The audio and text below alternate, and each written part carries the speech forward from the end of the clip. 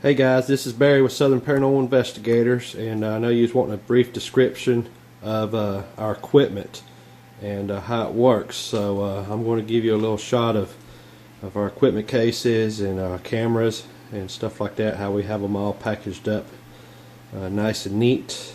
We have cameras, trap cameras for outdoor investigations. This is digital recorders, of course, and then we have a thermal imaging camera back here in the back, and what I'll do real quick is just describe to you what each one does, so you'll have a little better understanding of how we go into the investigation with this equipment and how it's used. Now, this right here is the thermal imaging camera, and what exactly it does is it actually picks up heat. Okay, so if you're supposedly if you're in a location and a ghost manifests, it supposedly gives off energy, which is therefore heated. So this is supposed to pick that up. We have used this a lot in the past, and so far we have not caught anything with the thermal imager. You can mistake it as far as reflection off of a mirror. You will pick up what looks like an apparition, but it would actually be you. So you have to be really careful and really know how to use this type of equipment, which all the investigators know how to do that. So it's a good piece to have, but we haven't really caught anything off of it, and we do use it on every investigation. So that's the thermal imaging camera. That is a very, very, very expensive piece of equipment. We are really careful with it because it costed a lot of money. So next is of course the digital recorders. You can see that I have 5 here, and these are used every investigation. They are very important to answering questions, getting responses, stuff like that. The theory behind these digital recorders is that these digital recorders emit a higher frequency than what our voice carries. Supposedly spirits can they could hear our voice, and then they answer back through the recorder, and we may not hear it, but the recorder will pick it up because supposedly their voice is at a higher frequency. So that's kind of the theory behind that. And once again, all of this is theory. None of this is specifically for ghost hunting, but this is what a lot of the investigators use. We've had good results with these. As you probably know, you've probably been on our website and have noticed that we have caught some EVPs off of these. So very good tool to use. We use them every investigation. We don't investigate without these. This little device here is what we call a trap camera. It is heat sensitive and night vision IR. We use this on outdoor locations such as battlefields, stuff like that. And all you have to do really is just hook it up to a tree along a path where supposedly you've seen a shadow or an apparition or so forth, and it's a night vision camera, so it actually picks up motion also. So if anything's moving, it will pick it up. So we haven't had really any success with this. We do use it, but we don't do a lot of outdoor investigations. We have used it inside before, and haven't really caught anything with it, but we do use it, and we do keep it just in case we need it. So, and these are the important devices here also. This is our 8 cameras, night vision IR cameras that we have. The black ones are actually for another DVR system. We actually have 2 DVR systems and 2 monitors. The reason why we do that is for backup. In case one of the DVRs go down, we'll have a backup to take its place.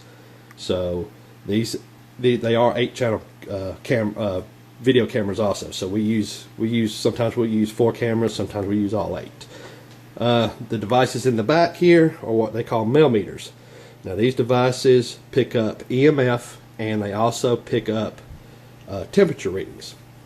So the theory behind these is if I'll show it to you real quick. And what this thing does, you cut it on. Yeah, mash the button, and it'll cut on. There it goes. And supposedly when you have it on the EMF setting, you can raise the antenna and you create a bubble, and it'll go off, and it'll light up and have all kinds of lights and stuff like that. Let me raise this up for you a little bit. I apologize for this, but just kind of show you what it does.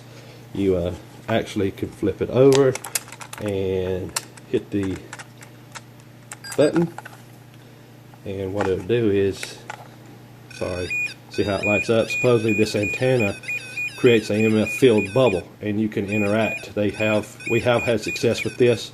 It does work.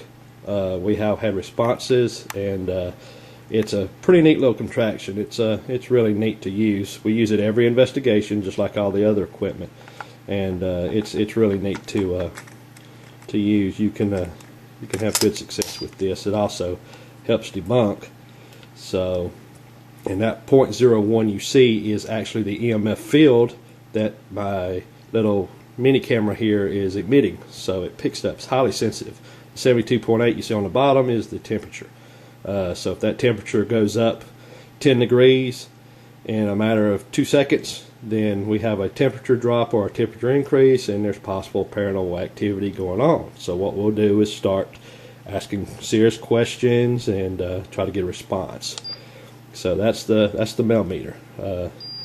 This thing is pretty much a must-have. It is a very, very, very good tool to use. We have had success with this. Next is our K2s. I know you were asking about K2 meters. That's what this little device is right here. And it lights up. And supposedly you put it around an electrical device and it'll light up. And supposedly the theory behind this is everything electrical emits what they call an EMF field, electromagnetic field.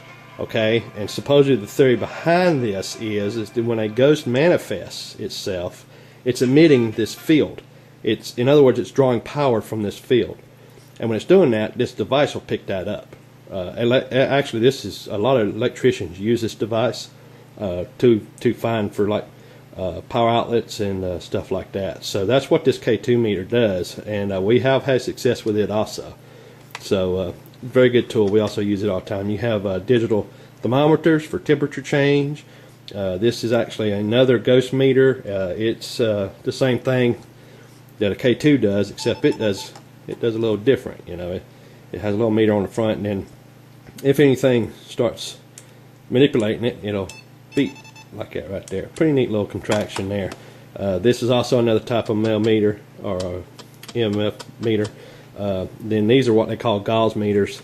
They're highly, highly sensitive, and they also do the same thing also. So we have all types of different kind of K2 meters here and EMF meters. So that's a little description of those. We also have, like I said, the DVRs systems and the monitors. We have cable wiring that we run back and forth to it, the trap cameras, and the digital recorders.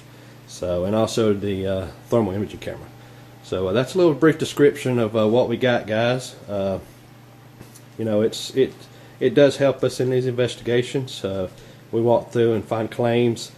They show the client actually shows us claims of what's going on and where.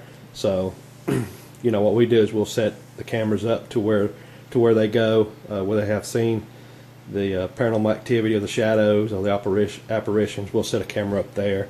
That's what these cameras are for here, night vision cameras. So that's just a brief description of them. You know, they all serve their purpose. Some of them better than others, some of them more than others, but they do work.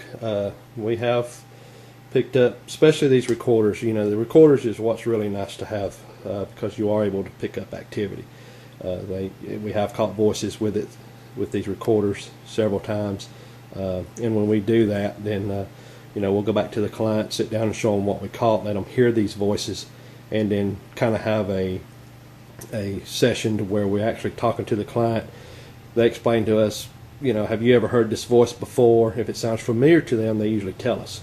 So that way, you know, if it's a family member or something like that, they have recognized the voice on the recorder, which is kind of strange, but it has happened.